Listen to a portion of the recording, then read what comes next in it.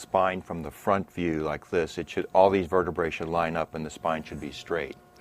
But you can see here that there's actually two curves, one in the middle part of the back, the thoracic spine, and one in the lower part of the back, the lumbar spine.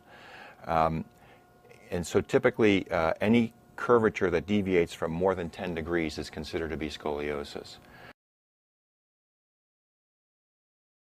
In most of the patients, the curve is not progressive, and we just observe the patient to see if the curve is going to progress.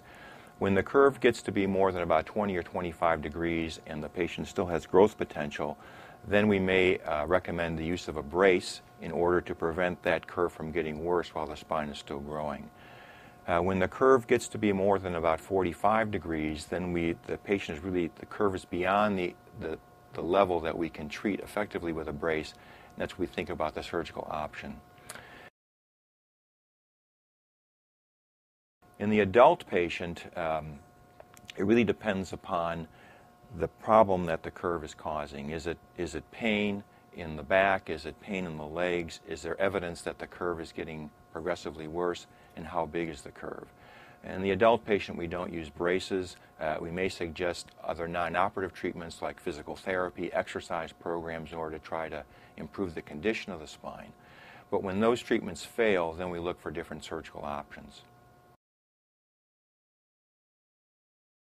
Typically for children, the goals of surgical treatment are to halt the progression in the spinal deformity and correct the deformity to a neutral spine or a balanced spine.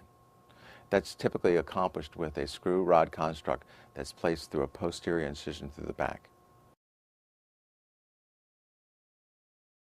In contrast to the adolescent, in the adult, the scoliosis usually involves not only the thoracic spine but also the lumbar spine, as demonstrated by this radiograph, whereby you can see a large curve involving the chest spine here and then the lower back.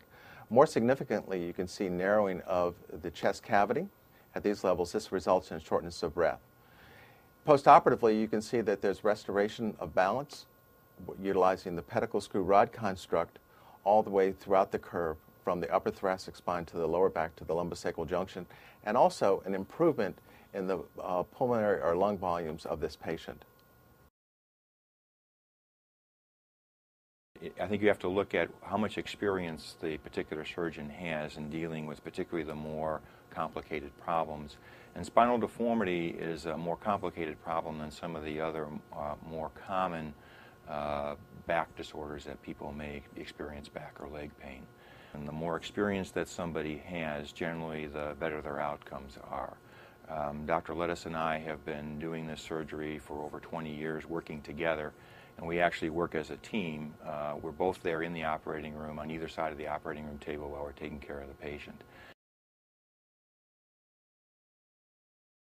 We operated on a young lady who had a phenomenal amount of opiate intake just to allow her to perform her activities of daily living with her children. And she's now 2 years post-operatively. She's off of all of her pain medication and essentially has a full and really unrestricted lifestyle now.